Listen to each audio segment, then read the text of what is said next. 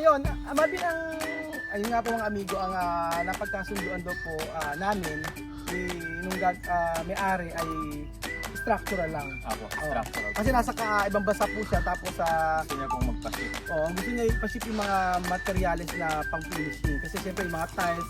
Kasi kami po rito ay retirement house po. So sabi po sa ating wayset, tayo po ay nasa Talisay, Batangas, mga amigo. So Talisay, Batangas, at ito po. Tayo po ay papunta sa may Calatagan, Batangas. First time po namin makakarating dito. At dahil sa pagko-construction, nakakapagod. Bakit? Andun yung kami andun yung kami iihe nasa sasakyan, kakain, matutulog, walang lubay na biyahe po mga amigo. Ilang oras na po tayo nagbabiyahe? 9 hours na. 7 oras na po kami nagbabiyahe mga amigo. Kaya po ang itsura namin, tingnan nyo po, mukhang na kami mga wasak na. Mapupo kasi tayo sa isang project. Kaya nga, titingnan po natin, meron po tayong project na meron po tayong pupuntahan doon at meron po magpapagawa ng bahay. Alam niyo po kung saan sa Calatagan yon. Siyempre hindi ko pa alam. Naka-waste po at sinend ko kay Marvin yung lugar. Kaya lang ito daw ay subdivision ni Dolphy, sinasirang Dolphy Quezon. So excited po akong mapuntahan ito at ganito pa lang itsura sa may Calatagan, Batangas. Nasa Talisay pa lang tayo, ayan. Tingnan niyo po mga amigo. Tcharan! Probinsya, parang Nueva Ecija po mga amigo. Ayan. Ayan na tayo. Alam na ito. Welcome to Ayan, Batangas. Ay, naku, hindi nakita. Ayan, hindi nakita. Hindi nagala ni Marvin. Ayan, welcome to Batangas City pala. Hindi pa rin kita. Ayan po yung area. Ay, arko yan. Kailangan mayroon tayong pruweba na tayo ay nasa Calatagan. Ayan. Para tayo may pruweba na tayo ay nasa may Calatagan, Batangas. At anong lugar ang pwedeng libutan dito sa Calatagan, Batangas, mga amigo? Wala po kaming idea eh. So pagka nakuha namin yung project dito at nagkasundo, lagi tayong mapupunta rito sa Calatagan, Batangas. Ayan. Ayan po, Municipality of Calatagan. Kalain nyo makakarating ako dito. Dati ang alam ko lang po ay Nueva Ecija at saka po Gapan City. Akalain nyo ngayon nakakarating na tayo sa lugar na ito. At talaga namang pagod dahil sa biyahe. So anong makikita dito?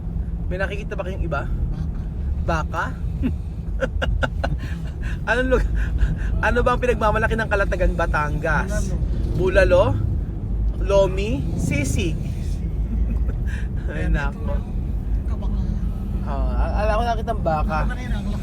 Para kasi nga nasa Nueva Ecija, ganyan sa Nueva Ecija mga amigo. Rice, arroz con arroz. Ganyan, parang nasa pulo ka lang eh. Di ba?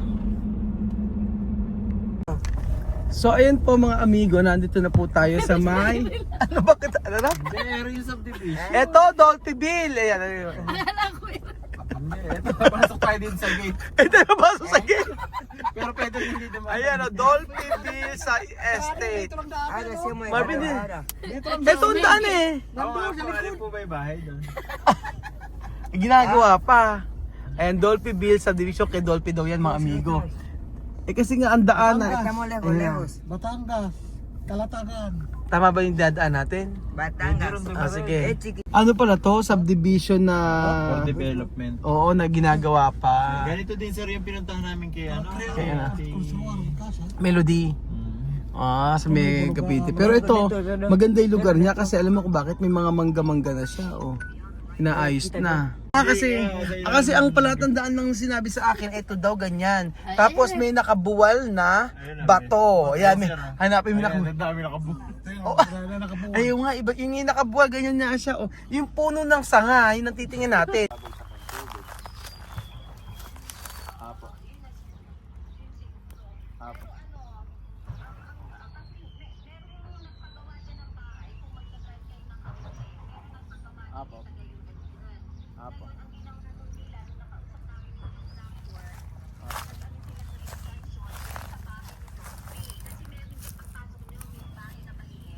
Apo. Ayun po. Ayun. Ayan po yung bahay niya. Apo.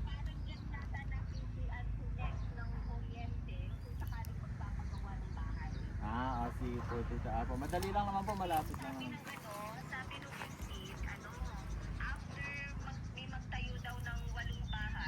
Apo. Okay po. Apo. Ang ano naman po dito, okay lang po na mag-build na po siya. Wala naman po problema.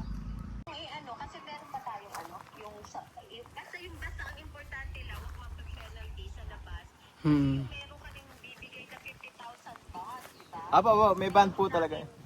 May band po yun. Hindi namin makukuha kapag nagkamali, pagka may, pag na penalty. Sige po, tita.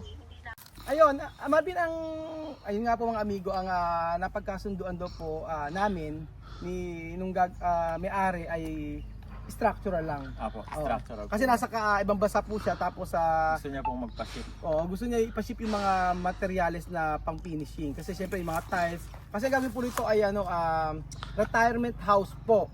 So ang square meter ay 200 57. 257 square meter. Malaki na rin yun. Apo. Ang gusto po nila, ang gagawin lang po natin, bakudan. Yung mga bakod po sa akin swimming pool finish. Tapos po yung bahay lang po ang hindi fully finish. Pero nakatayo po siya. May platada. Apo, nakapintura na din po. Ang wala lang po talaga yung tiles saka yung mga bowl, mga accessories. Tapos may bubong na. Ganun. Apo, kompleto. May kisame na rin po. Kaya nga. Tapos ang sabi nga niya, meron kasi sinusunod dito na design, Rules. na rules sa subdivision.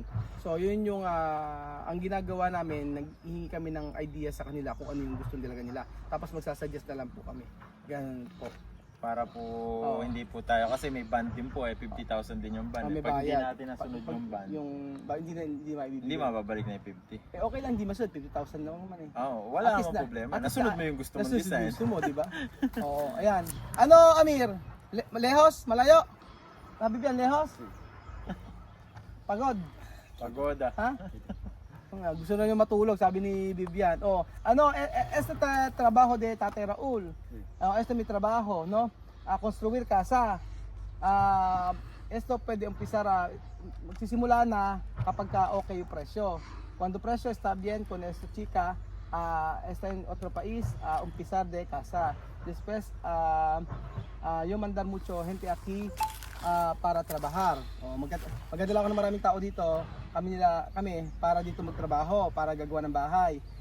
Esto casa, itong bahay na ito ay merong piscina, merong swimming pool, tapos bahay, tatayo, i-construir, no?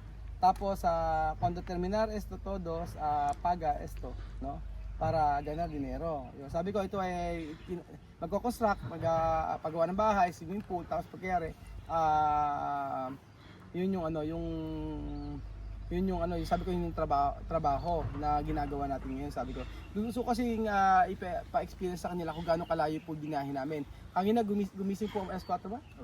Alas 4 kaming gumising, alas 5 bago mag alas 5 basta ganon. Madaling araw kaming umalis sa Nueva Ecija. Ngayon nakarating tayo ng oras na ba? Alas 2 po.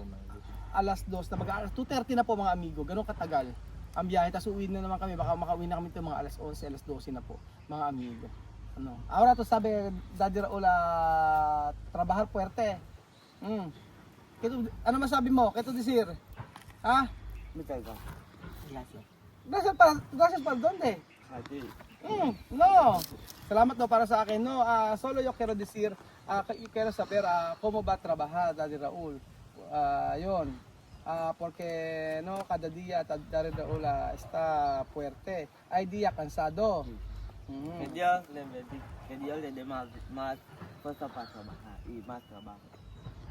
Sana marami doon pa rin trabaho, sabi nila. Este trabajo, cuando tener mucho dinero, ganar mucho dinero, también para tu escuela, para tu futuro, di ba? Para tu escuela de universidad, porque mucho tiempo tú estudiar aquí, no solo 1 año, 2 años, 5 años, mucho hasta terminar de universidad. Por eso hay que estudiar bien, ha? Sabi ko mag-aral sila mabuti kasi yung ginagawa natin na pagkatrabaho talaga nito ay para sa kanila din, para sa magkaroon sila ng good na future. At yun, yung layo na ito, grabe, pagod. May nasasakyan kami, tapos iihi, kakain. Layo mula Nueva Ecija, pero nagtsatsaga tayo dahil gusto naman natin yung ginagawa natin. Pero at least na experience natin sa kanila kung gaano kahirap kumita ng pera.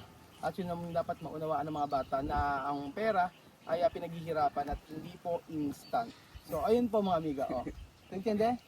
Oh, naintindihan niya. Salamat po mga amigo at God bless. Adios. Adios.